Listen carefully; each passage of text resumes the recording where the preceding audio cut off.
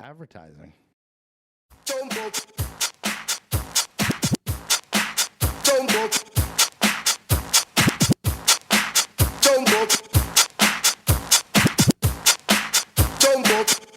Drop a ball down.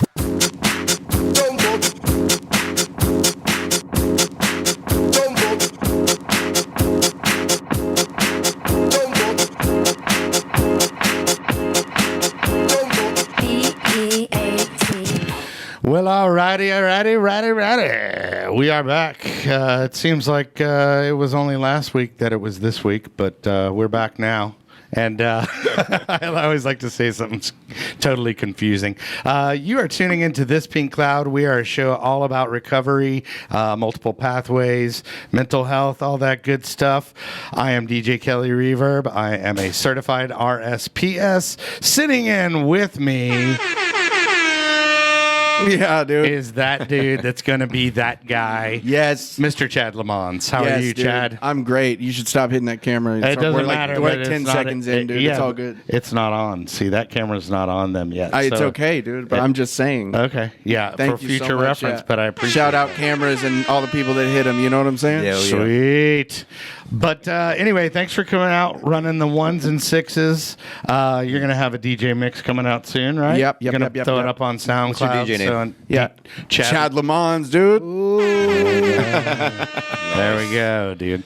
So, and then sitting across from me, or diagonally actually from me, is one Mr. Jeff Rigdon. DDE, dude. What's up, dude? DDE. Yeah. Oh, yeah. I hear that you've actually started a career as an Elvis impersonator. Yeah, I'm taking bookings right now. I'm going to drop my number in the comments down below. All right. Yeah, contact me anytime. We can. You're all about the yeah. Living room. There you go. I was there. No, he did like a one-off thing where he was in a play, right? Yeah, I was in a play. You were in a play where it required a Latino Elvis. He has legit ass chest hair. He has legit chest hair. Like, Nice. Yeah, I like fluff them out and everything too. absolutely, dude. Feathered, like Dude, Bon Jovi chest It was hair, not dude. like taco meat like Prince, dude. It was full on like Gene Simmons bird Yes. nest. Taking shots at my chest hair, dude. Right, dude. Always take a shot. My burly chest hair, dude. I've Because I got one leg, dude. I have never. First off, I've never seen your chest hair. Thank God. Well, you have now. Thank God. But anyway, the guest of the hour, Andy's was like, why did I come here? Still wondering. But yeah, but my good friend and longtime cohort, we've headlined many parties together, especially in the 90s. It was just every city all over Florida. Well-known DJ Andy Hughes. Yeah. How are you, brother? I'm all right, man. Good to see you. How are you? I am good. Well, so now you're actually a resident of Dallas, and that's how we were making this happen. And we're such good besties now that Sure. we see each other once every 4 months. Seems how it goes. Something like that. But, you know, what's funny, that, like I said, this show's about recovery. And then, I guess, I don't know if it was me or whatever, but you said something about me being in recovery. And then, I think maybe I inspired to give you a try, to give it a try, or No, the whole okay. The way it started with me is I remember we went to brunch one time. Yeah, and so brunch we'd talk is about like that. an excuse to drink. Yeah, Yeah, and I do have a problem with that. It's like, just you got to go to brunch at like 3 because you can't start drinking at 11. That's really not. yes, you can. Never worked for me that way. But Right. but remember we had brunch. We were talking about it because I didn't know you'd that's gone it. sober. Yeah. we went to Smithy's. Yeah, on I Henderson. remember that, yeah. and I was a noob then, dude. And I was Yeah. probably like, oh, dude, being sober is the greatest thing in the world. Yeah. well, we had a great time. Yeah. Sans drinking, and it was great. Yeah. But no, the sobriety started for me. It was May last year when I ended up in the hospital with pancreatitis. Okay. Well, before we get to the real reason and all that stuff, I mean, you have a fascinating story prior to that. And the one that everybody seems to know is the at one point you worked for NASA. I worked for Lockheed, which we were contracted by NASA to build rockets. Right. Solid rocket boosters. So, and how many things have you back engineered, and how many alien extraterrestrial crafts have you actually seen? That's what I I can't tell you. Shout out alien extraterrestrial crabs, dude. Right. No, but let's hear a little bit of your backstory. I mean, I don't even know, how did Andy Hughes become a DJ? Let's hear it. I don't know. I think it's just been a story of my life. I bought my first record when I was 4 or 5 years old. I was the kid in school that used to take the tape recorder to school and play music I recorded off the radio for other kids. Oh, nice. I was actually able to get out of 5th and 6th grade art class by sitting in the back and playing records for the class because I was terrible at making, You got to DJ. That was your first DJ Right. gig. Your first DJ gig was art class. Yeah, you can only make so many clay ashtrays, Right. and that was it. And I did one of the junior high school dances back then. I think I was 13. Ah, nice. And then, the junior high dance. So then you're playing some little Lionel Richie, dude. Oh, you bet. Little hello. Brick House. A little hello. It's like 1977, so just dial it back to then. Yeah, sure. But yeah, and then I just went to college and joined. Where'd you go to college? Florida Institute of Technology, Melbourne, Florida. Okay. And they had a radio station. I joined WFIT. Okay. And WFIT is? It's F 89.5 FM, Melbourne, Florida. Oh, did you actually speak on the air as well? Yeah, I was on the air 8 years. Did you do the build-ups and the weather, top of the hour, blah, blah, blah? We had to do news. Yep. Nice. It was basically run. It was all volunteer. It was just run sort of like a professional station, but we were top 5 CMJ rated the entire time. I mean, even before I was there, it was. Right. It was a pretty big deal to work. It's a big deal, and we were free format alternative for the most part. We did have some jazz and we did have some classical stuff, but alternative is what really put us on the map. And we're the only free format station that made the CMJ charts. Okay. Well, so this is happening, and then so you go to school. Like when does the electronic music come in, and the stuff that you were known for in the 90s come in? Like where does that happen, and where was NASA in that mix? So I'm at the station. This is 85, and I'm struggling my way through engineering school, and I was always bringing records in because I was buying records. I had all the 12-inch versions of all the songs that they were playing. So they entered me into a DJ contest at a local bar, and I had learned how to beat mix. Oh, wow. In 48 hours. Right. Well, that's actually a talent to beat match on record, which a lot of people can do it on CDJs now because it's like 126.3. Right. Oh, I got to put this one on 126.3. Start. But with beat matching in your headphones on vinyl, actually a skill set. Yeah, and then we get to the club and find out that it's a Uri board, which I'm terrified of. I mean, I basically have one now, but for those people that don't know, Uri is a dial mixer instead rotary. of one with faders. Yeah, right. It's dial or rotary, and it's like it's actually like the DJ's DJ board because it has the smoothest transitions. Yeah, it's built like a tank, and they were the standard issue back in like the 70s and 80s and stuff like that. So instead of a fader, it has a dial. It's just instead of having a slide pot, you just have a rotary pot. So they call it rotary boards. And no fader, but I guess you can retrofit it with the fader, right? Yeah. But it's like tuning in. Wow. Yeah. Yeah, just set a sliders going like this. You just do the knobs. Yeah. But the biggest surprise was the turntables were on bungee cords because the feedback. Yeah. So I wasn't used to that, so I had to get used to that. But I made it through the first round. And were they actually 1200 turntables? Technique 1200. They were. Okay. Yeah. I was going to say it was like some weird 1500 with a digital readout. Wait, and you're sitting there trying to punch that in. Can we go back for a second?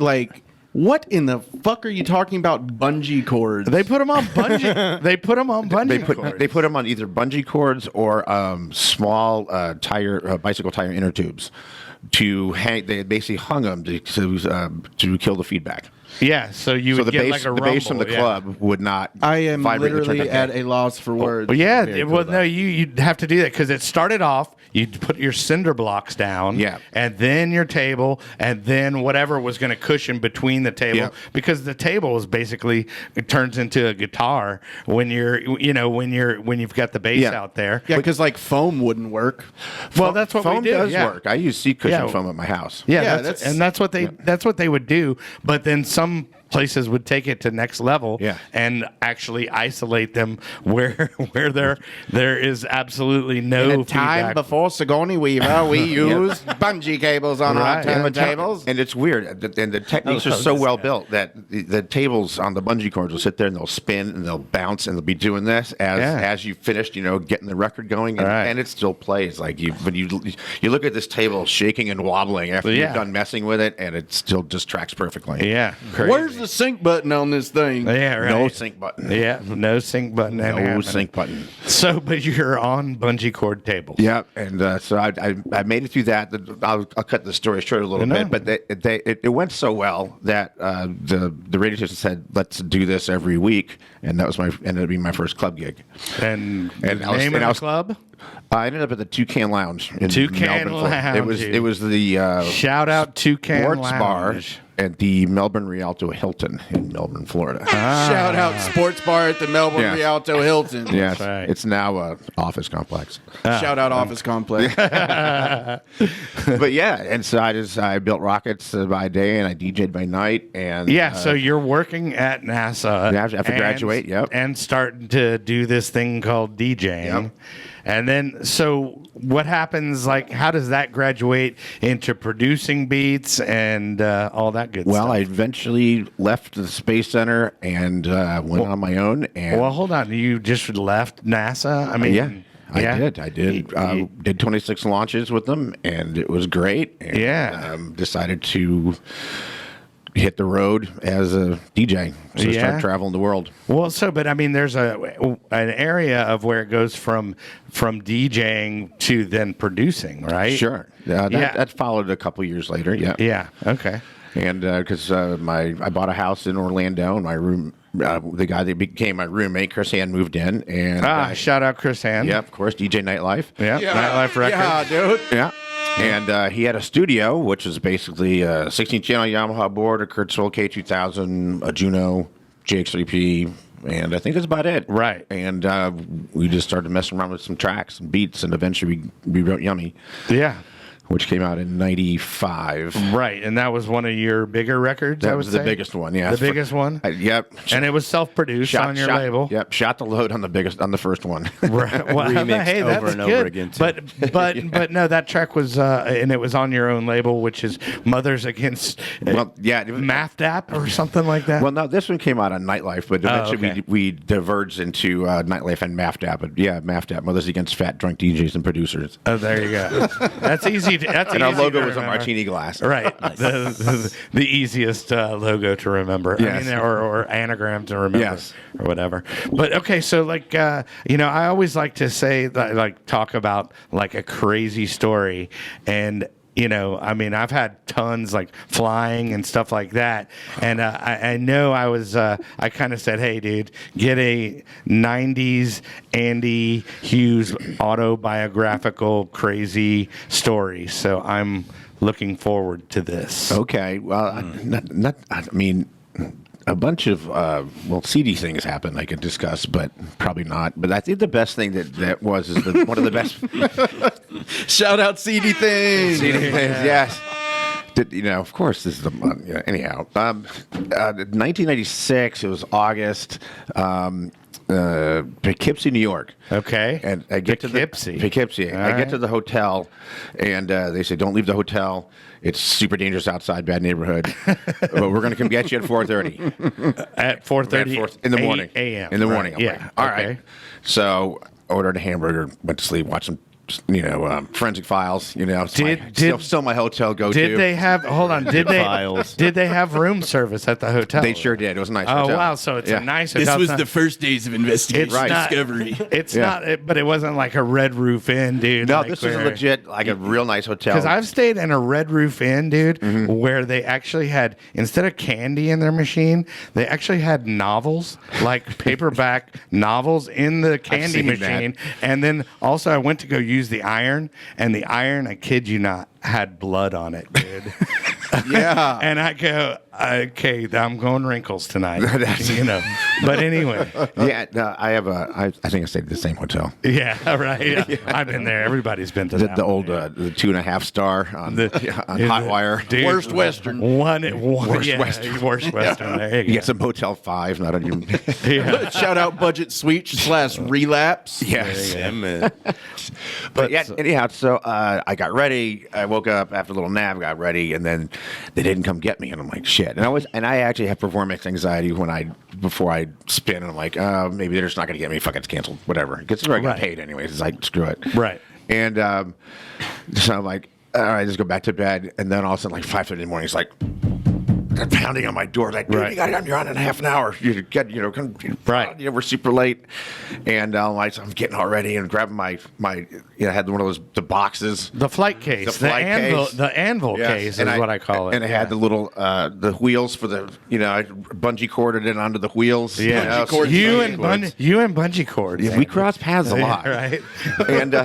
and so we're tearing ass down the highway to this thing, and we started going out into this country almost, and then we stop, and we just have to start hiking off this trail, which rendered my wheels useless. Yeah. And we were going and going, and I started seeing ravers, and the sun's coming up, and it's like, what the hell's going on here? And I come up to the side of this mountain, I start to hear the music now, and there's like this fog machine smoke coming out of these two nostrils on the side of the mountain, and that's the entrance to this cave where the party is. Right. What? Yeah, and so I walk inside, and all of a sudden the walls are like 40 feet high. It's this giant cavern, and this is the place they hollowed out to get the stone for the Brooklyn Bridge. Oh, holy crap, Yes. man! So was it free of stalactites It was- and stalagmites some- because it had been excavated, or Yeah, it was solid rock. There's Okay. nothing leaking in there. Right. But I guess they dug and dug and dug until they struck water, and so there was a little just canal. There's people canoeing in this, going into little other caverns and stuff. Right. And the DJ booth was on the water. We're on a dock on the water at the Holy bottom of this crap. thing. So you stand in the booth and you look up and you see all the people, and there's like 3,000 people in there. Right. And I got to close the show. Wow. It was absolutely amazing. It was one of the greatest experiences ever, and it was just cool. And I think it was called Perpetual Motion, if I'm correct. But we nicknamed it Rave in a Cave. Rave in a cave? And I it's like like it. Nigel Richards, Frankie Bones. It's all a bunch of New Yorkers except for me. Yeah. And it was really cool. They're talking about doing a documentary on it, which would be fun. Oh, that Fuck would yeah. be cool. That would be totally cool. 'Cause I still talk to Nigel Richards. So, Yeah. Oh, so cool. shout out 611. Yeah. Shout out, dude. Yeah. There you go. Yeah. But yeah, that's cool. So did you did you ever run into anybody famous on the road, like while you were flying or anything like that? Don Knotts. I sat next to him. Dude, let's hear the Don Knotts I story. sat next to dude. him in first class flying out of Atlanta, and I'm actually a Dude, fan was of he his. Was he just leaving Mayberry RFD? I believe so. He was. Were you and you were in the seat next to him? Yeah, Huh? Oh, and shit, so we got dude. to talk about like how he got started on radio and the advent of television. Oh shit! He started talking old school, like I asked him. vaudeville. I asked. Oh yeah, no, I man. asked him how I got started. Yeah, exactly. And he signed my ticket for me. Oh hell yeah, dude! Yeah, so that's probably the biggest one I met. Did you do one of those? Do you know who you are, man? Well, I started naming all the stuff, and he started naming things that I forgot about, like like Three's Company. I wasn't really a big fan of that, but Oh, he was yeah. on there. Yeah. but he was in the movie Pleasantville, which had just come out. Oh, I but love like yeah, that. that's a great movie. He's banging on the inside of the TV. Yeah. Twerp. That's But I funny, met dude. Stephen Baldwin. He came. I was DJing at Firestone when he came up. And Okay. said hi. Yeah.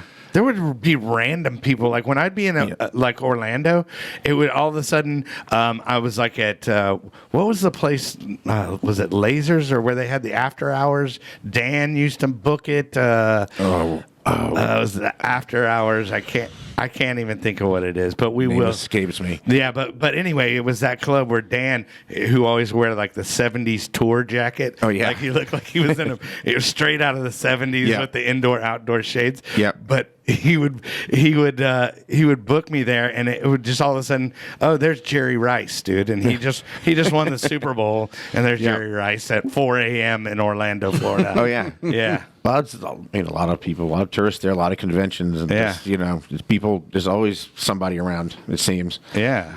So that's crazy. So, okay, so then, like, let's get to, like, okay, so we have that discussion about, like, I'm over there, like I said, glowing like a noob as far as, being sober. And I'm like, it's the greatest thing I've ever done and blah, blah, blah.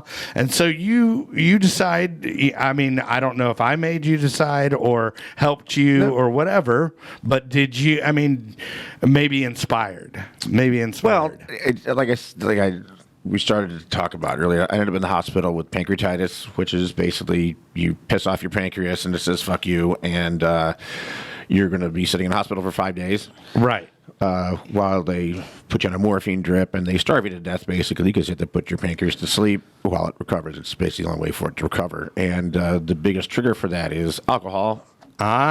Surprise. Yeah. And at that point, I was drinking a lot. Yeah. And I remember I listened to the most recent of your episodes here, and one of the things that one of you guys said during that was like it just hadn't become fun anymore. And it really wasn't, Well, because, I mean, you probably, like myself, had started probably quite early, and there was no shortage of alcohol where we were. Never. It was like I always call it like an occupational hazard. Yeah. Well, with of course, maybe nightclubs. DJing. You Oh, really my should have seen Kelly's freezer with all the fucking water bottles full of vodka. For real. I was good, dude. He was solid. And I had, there was never a moment when I did not have it. I always had a backup plan. Of course, I was getting high in his bathroom, being like, "Wow, he's a real alcoholic." We were working. No, yeah, get this, dude. We were working on tracks while he's and I'm like, if Chad's in there over 5 minutes in the bathroom, know what's up, we know what's up. And then I didn't give two shits because I was just, it was cocktail hour and time. By the way, working on tracks meant like Kelly coming up and be like, how do I do that? And then I show him how to do it. 5 minutes later, or 45 minutes later, I get back from the bathroom. He's like, I forget how you told me to do that. And I'm just like, God damn it, because I'm all pissed off because I'm on opiates. Oh yeah, because Chad was he had such a business demeanor while we were in the studio. Yeah, dude. He's making fun of me, dude. Anyway, I was out there, dude. Yeah, so I after spent the 5 days in there and figured, well, I got 5 days in my belt. Let's make it a week. Yeah, then let's make it 2 weeks. Okay. And I remember I saw my doctor had a physical and told him what was going on. He's like, well, why don't you make it 3 weeks? I'm like, right. Why don't you do that? And all of a sudden, before you knew it, a month had gone by. Then, so maybe I'll make it 2 months, and then 2 months. Right. And so your levels started going down, and like, oh man, yeah. I remember I went and asked my doctor to redraw my blood work for the physical, and all this shit had changed. Right. Mm-hmm. It's like amazing how like short of a window you're like if you just give yourself about 3 weeks. Wow. I started feeling better. Eventually, ended up losing 32 pounds. Yeah. Blah blah blah. So yeah, I made it a year. Yeah. Well, and that's crazy, but like, and I also tell, in my story, just in the time that I was in rehab for that 30 days, I was full blown diabetic, but then I actually got to wean off of insulin in that 30-day window. So, if somebody is out there that they think they're, maybe drinking a little too much or just tired of it, man, give it a 30-day shot, Yeah. It's worth it to me. Sure. Well, with the insulin, because alcohol turns into sugar. Yeah, it digests into sugar, which then turns into carbohydrates and then turns into fat. Right, which is why we get all. Yeah, which is you get the Elvis bloat. Yeah, right, Jeff. For sure. Hey, the Elvis bloat. But then I like this. I like the fact that you set yourself a goal of like a year. And if you could make it, a year, and it was just a goal, and then now you went back to quote unquote socially drinking. Sure. Yeah. So well, I wanted to.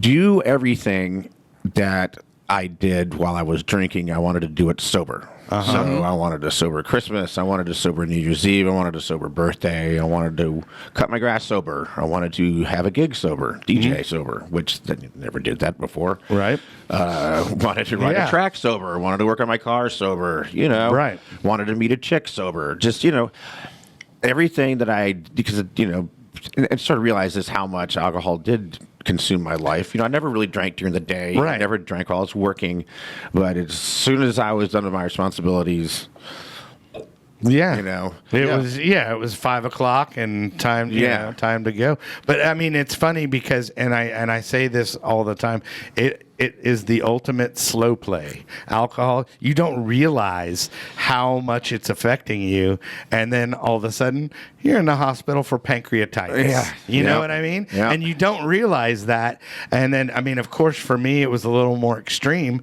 but just something like that. Sure. And then so you quit like for what? Like you make it a year, and then now I know you just recently, because I was going to have him on the show, and he goes, "Well, I don't think you want me on the show anymore because I went back to drinking, or I started, I had a couple of drinks here and there." And I'm like, "No, dude. I mean, I think this is compelling that you just set a goal and you reach this goal, and now you're going out to try to, navigate it or dial it back. So basically, you're my litmus test. Well, so if you can successfully navigate, now I'm just. I mean, he is a rocket scientist. You know what I mean? Well, thank you. It's just a lot of it was confidence building, because especially in social situations.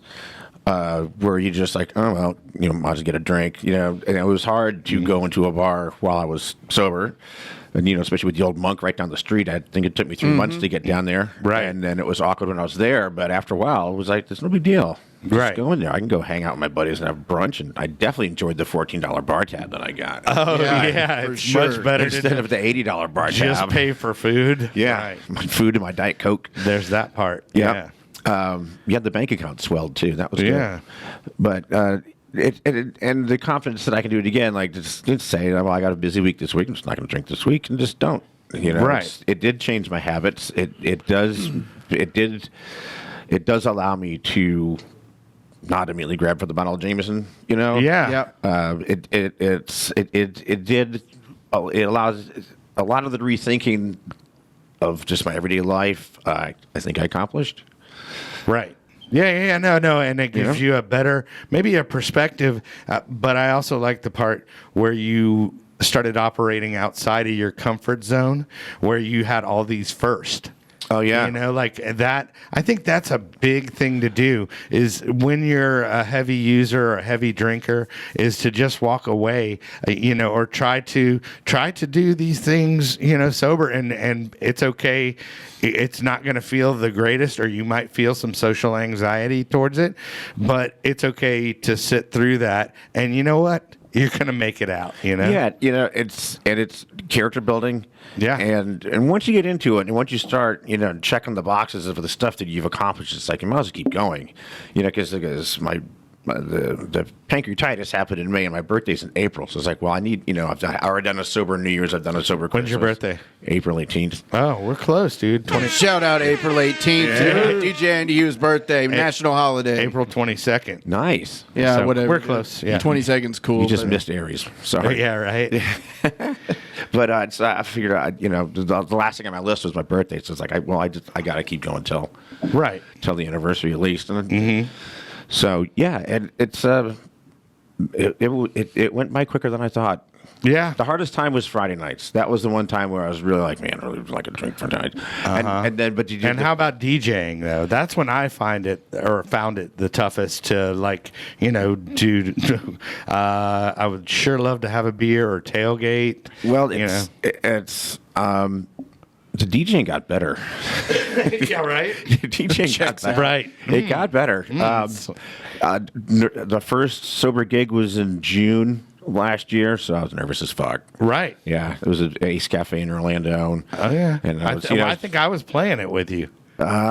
Maybe. Think so. Yeah. Could be. It was. Yeah, and it was. I was just nervous. It was the first time DJing without a drink. Yeah. had barely been sober a month. Yeah, Or you don't know if you're going to be able to do it, and then you get out there, and it's Well, I was determined to do it, and but it was just Dude, he's a rocket scientist, dude. He's gonna DJ. You know what I mean? But it's just you're used to that crutch. You're used to that feeling. Absolutely. the social crutch. Social crutch. Yeah. You're used to that. Which later learned that you don't need it. Right. No. Well, and I like it because I think you almost did it as it almost seemed like it was a science experiment on yourself, or a social experiment on yourself, or health as well. All the above. Yeah. Yeah. It was interesting. It was good. I'm glad I did it. And I got a question, so if anybody's out there wanting to try sobriety, anything you would recommend besides having pancreatitis? That's a hard road to go down. Did you do any step work or anything, or did No. you do anything? You just straight up quit. I just quit. Yeah. Yeah, I just quit. I didn't go to any meetings or anything. Right. I wanted to go to that one meeting that the people you suggested. Skate straight. Yeah. That sounded like fun, but I never made it. Right. No, I just stopped. Right. Just sheer willpower. Yeah. All right, and I gotta.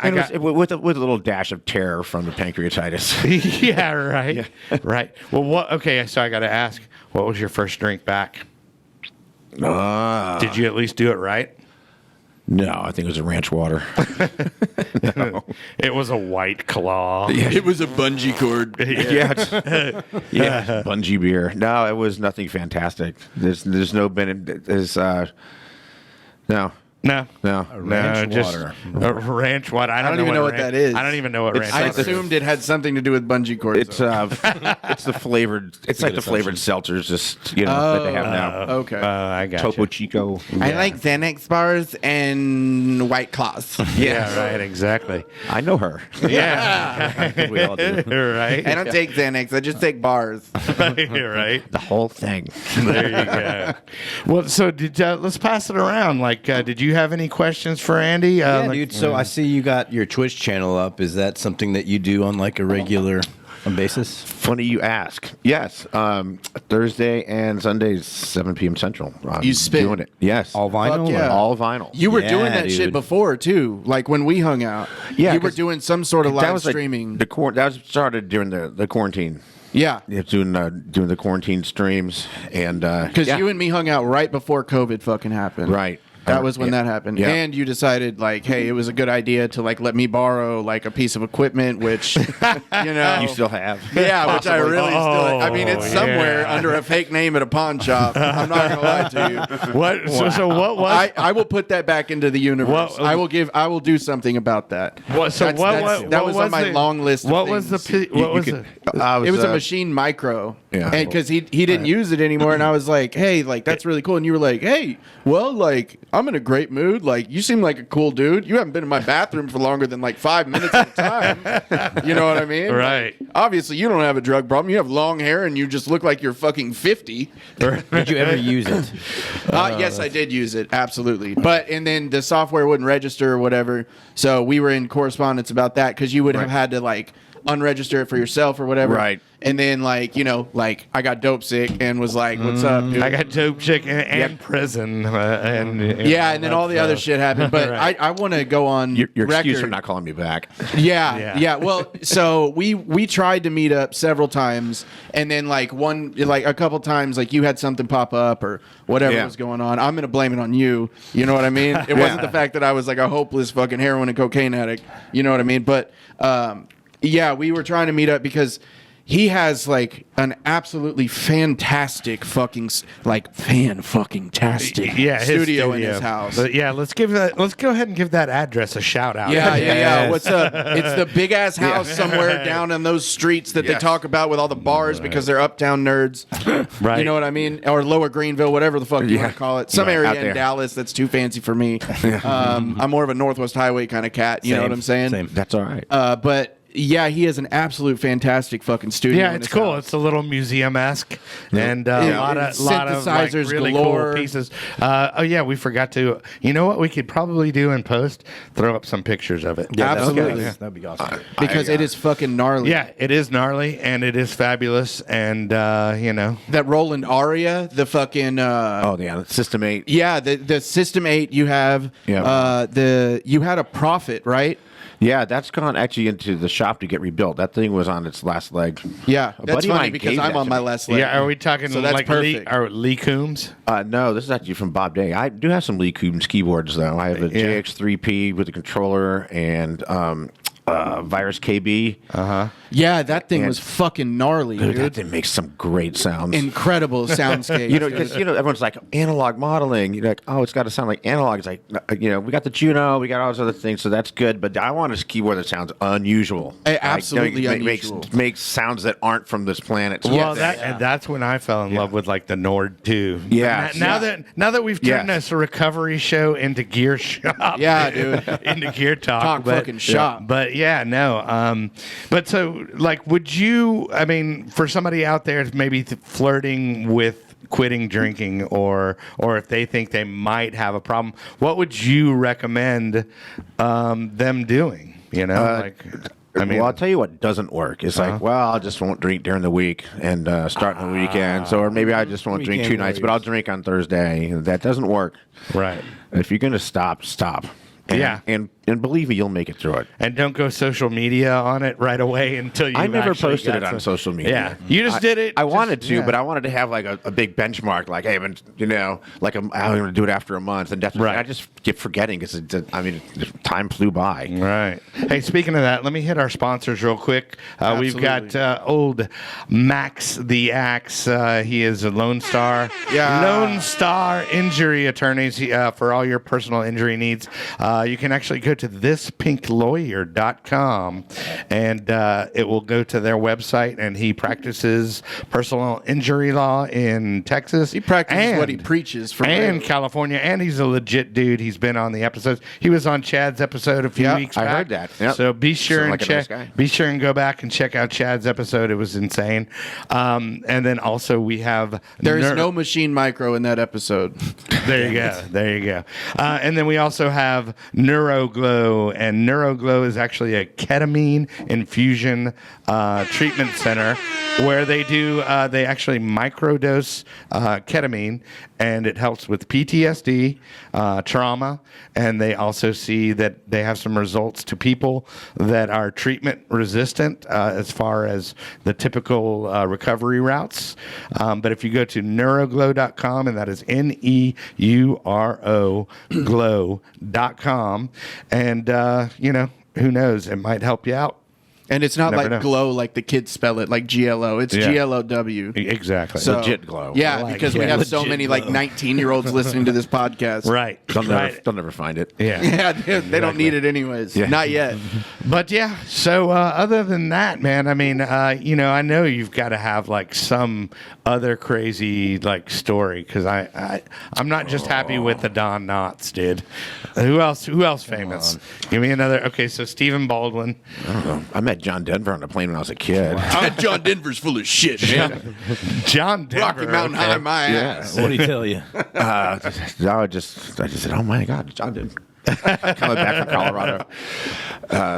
Crazy stories. I don't know. There's so many raves and stuff we did. They kind of all blur together. And, Yeah, and but- it's so funny because actually the first time that I was in, it was Mike and Charlie. So Charlie from they were in Sarasota, right? Yeah, yeah. And I had played the club called In Extremis. Yeah. On that Thursday. That just sounds like a fucking awesome place. It was. It was great. Absolutely. It sounds was- like a it was fucking- awesome. It like was a- fantastic. But I remember I played there, and then they were like, well, while you're here, you'll play Sarasota, and then we'll have you in Tampa the next night, which was Hammerjacks. Yeah. Okay, and Hammerjacks is world famous. Oh, boy. Oh yeah, big time.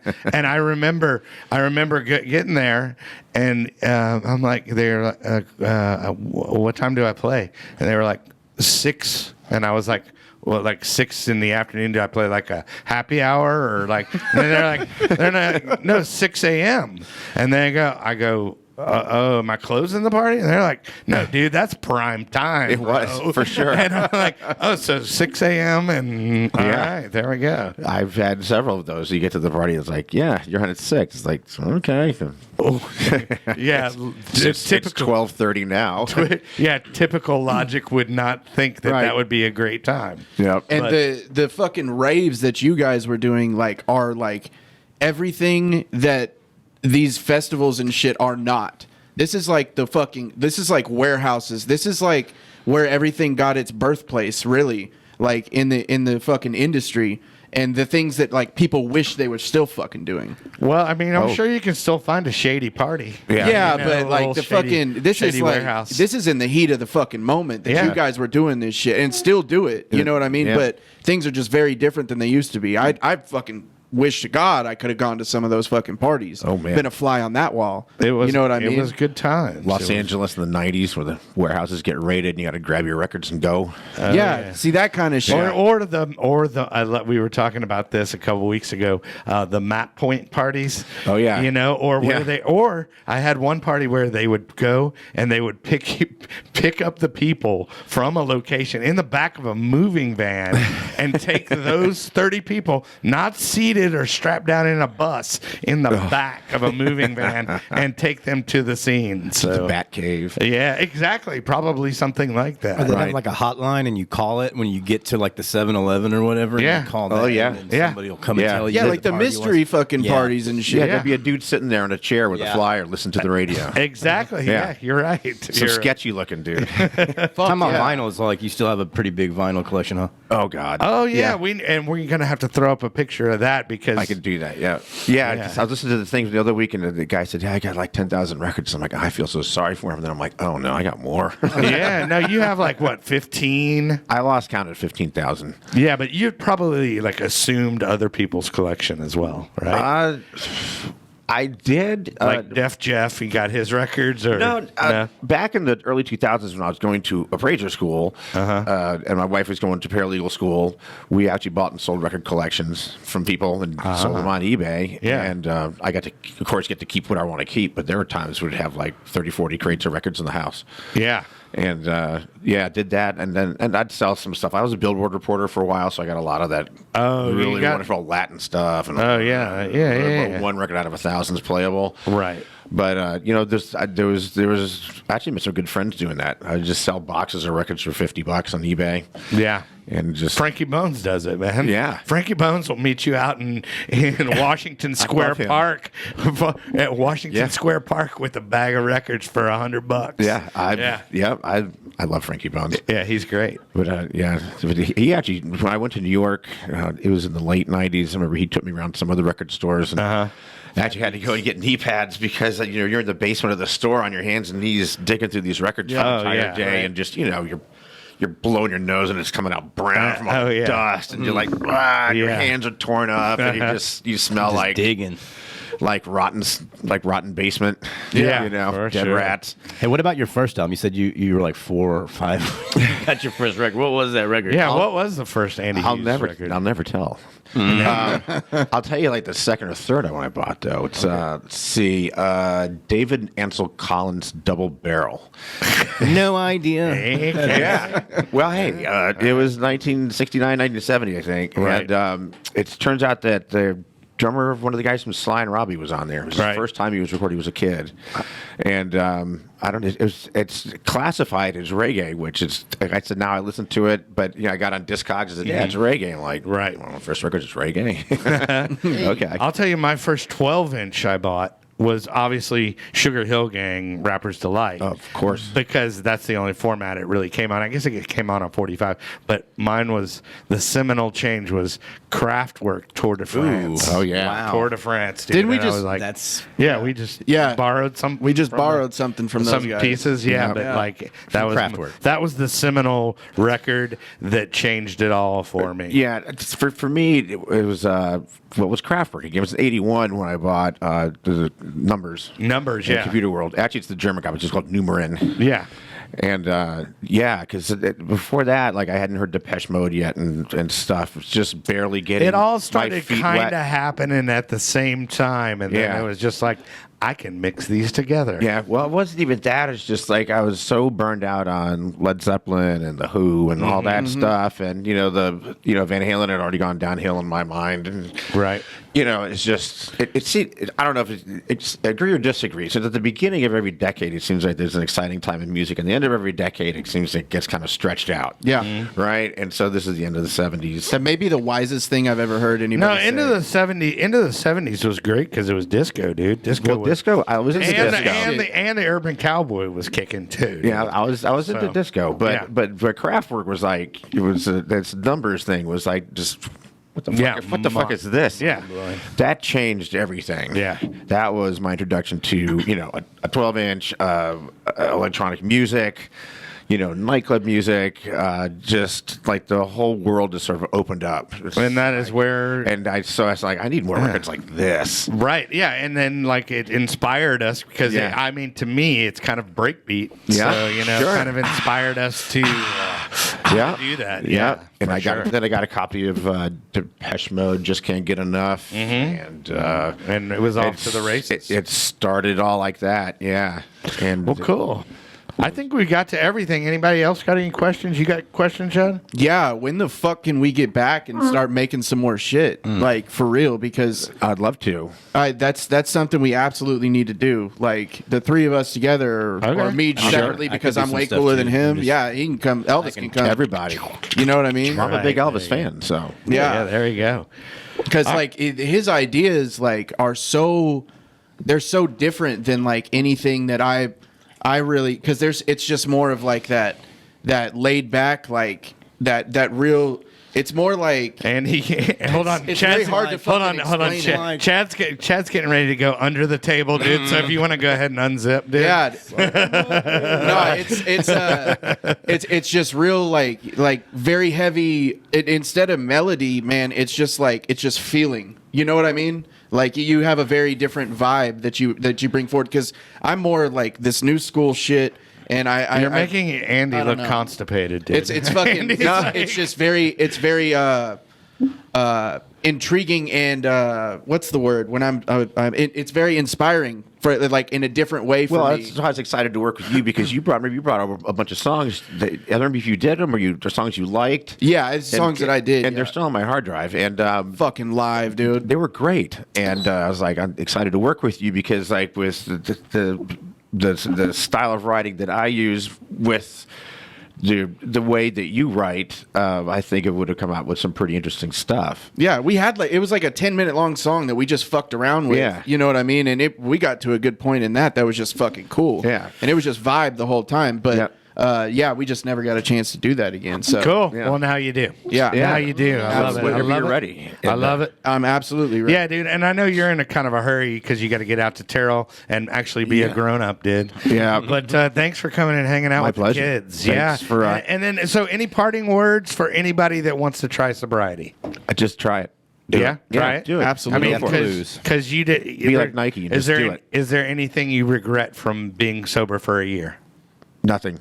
Okay. Nice. And those are words from a fucking rocket scientist, famous DJ, dude. That's what I'm saying, dude. There we go. If there's anybody you should listen to, it's probably that. Yeah, fucking there's guy. nothing bad about it. Yeah. Okay. Well, there we go. We got it, Good dude. stuff. And Jeff, we'll have you back on the show. I appreciate you coming out, sitting in with us, dude. Shout out on your Mantra Recovery shirt. Shout out, man, to recovery. And, That episode's coming out. also, if you didn't watch, if you didn't see the episode last week, Mantra Recovery was on. That was great. We've got some good stuff coming up. Thanks again for coming out, guys. Taking time out of your busy schedule to, help spread a little hope in the universe. Yes. Absolutely. All right. Hey, guys. Get these name tags on them real quick. There before we we go. cut out. And go ahead and your Twitch channel is what you're pushing, maybe? Yeah, DJ Andy Hughes. So twitch.tv/DJ Andy Hughes. I go on there about 4 hours every Thursday and Sunday, 7 p.m. Central. Yeah. And That's a fucking mix right there. And I did 7 hours one night because he's not really scheduled. So I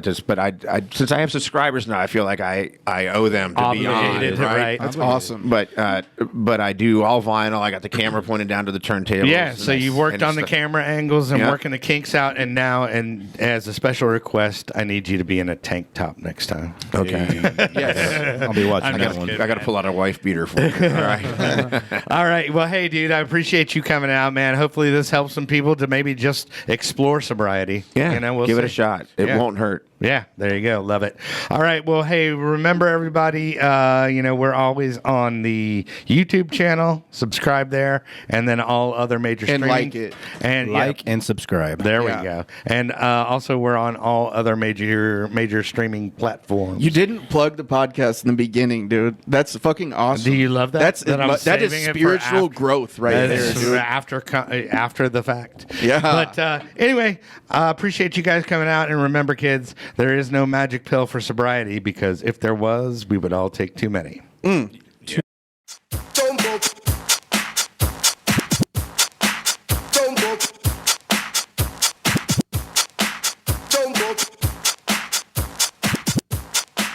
Don't drop the ball down.